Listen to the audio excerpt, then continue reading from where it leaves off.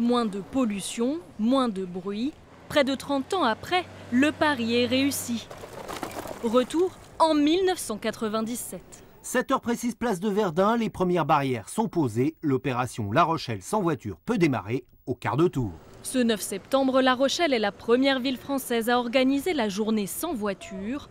L'initiative est instaurée par Michel Crépeau, le maire de l'époque, et elle séduit la plupart des habitants. Ah, moi ça me pose pas de problème, il y a très longtemps j'étais pas monté dans un bus. C'est pas forcément très pratique, mais c'est rigolo.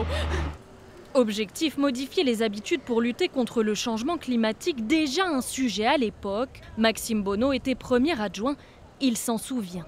On entendait les oiseaux, chose qu'on entendait, on avait perdu l'habitude. Et puis chacun a joué le jeu. Je me souviens, quelqu'un était venu avec une charrette à cheval et promenait les gens dans le centre-ville. Un an après, l'initiative est lancée à échelle européenne et perdure encore aujourd'hui, sauf à La Rochelle.